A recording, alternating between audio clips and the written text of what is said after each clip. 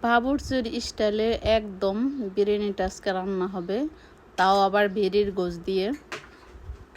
আসসালামু আলাইকুম, কাছে বা দূরে দিয়ে যেখানে আছো আশা করি সবাই ভালো আছে। এখানে কালো গোলমরিচ, সাদা গোলমরিচ, 3-4 ধরনের বাদাম, জয়ত্রী দিয়ে একটু পানি দিয়ে আমি ভিজিয়ে রাখবো। পানি দিয়ে ভিজিয়ে রাখার কারণে কিন্তু বাটার সময় একদম সুবিধা হবে, আর বাদামের চুষাগুলো অনায়াসে উঠে যাবে। তো এইগুলো আমি ভিজিয়ে রেখেছিলাম, আর বাদামের চুষাগুলো আমি ফেলে দিয়েছি।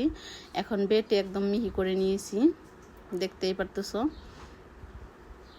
আর এইরকম করে বিরিয়ানিটা রান্না করলে যে এত মজা হয়, সেটা যদি তোমরা বাসায় ট্রাই করো তাহলেই বুঝতে পারবে। তো বাটা মশলাটা আমি তুলে নিয়েছি, আর এখানে আমি আদা রসুনটাও বেটে নিছি, আর কিছুটা জিরা।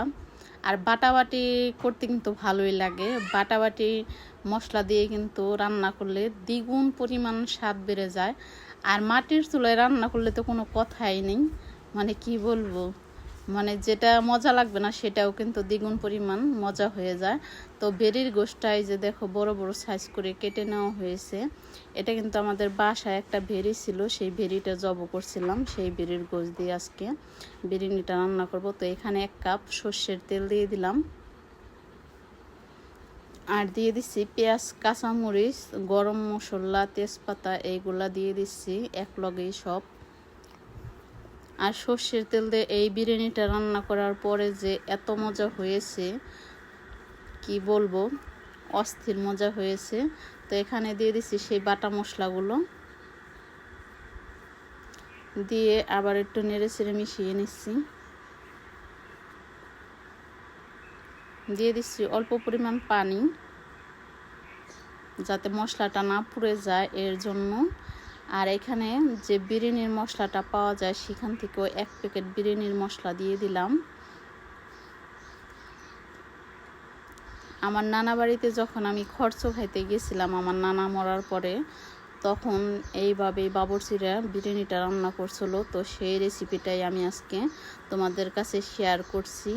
তো দিয়ে দিলাম আধা চামচ মরিচ ফাঁকি, দিয়ে দিচ্ছি স্বাদ মতো নুন,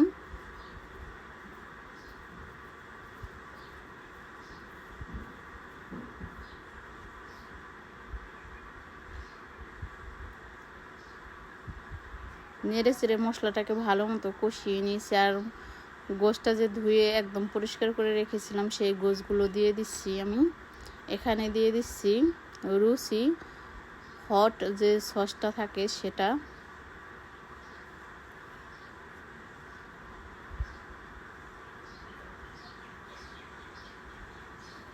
তিন প্যাকেট সস দিয়ে দিলাম আমি।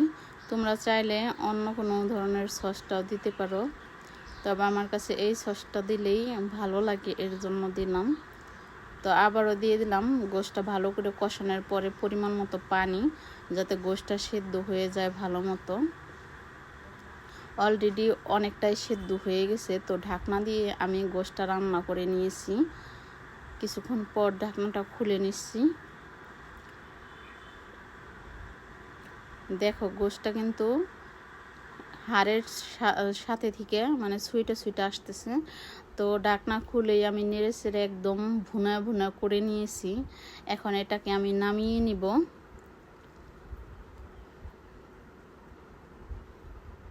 বিসমিল্লাহির রহমানির রহিম। একটা পাত্রে দিয়ে দিলাম পরিমাণ মতো তেল,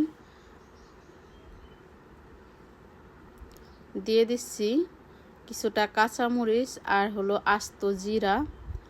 এই ফোড়নটা দেওয়ার কারণে যে বিরিয়ানির স্বাদটা যে কত পরিমাণ বাইরে গেছে সেটা কি বলবো। তো পোলাওর চালটা আর হলো মটরশুঁটি, গরম মশলা, কিশমিশ সব একলগে ধুয়ে রেখেছিলাম, দিয়ে দিলাম।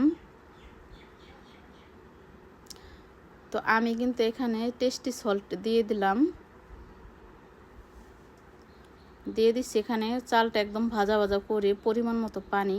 আসলে আমি কখনোই পানিটা মেপে দেয় না, কারণ আন্দাজ মতো দিয়ে দিলেই আমার হয়ে যায়। তোমরা চাইলে মানে কাপ মেপেও দিতে পারো, 1 কেজি চাইলে 2 কেজি পানি লাগে। তো 1 প্যাকেট গুঁড়ো দুধও দিয়ে দিলাম। দেওয়ার পরে মানে পোলাওটা যখন বলক চলে এসেছে তখন গোশগুলো আমি দিয়ে দিচ্ছি।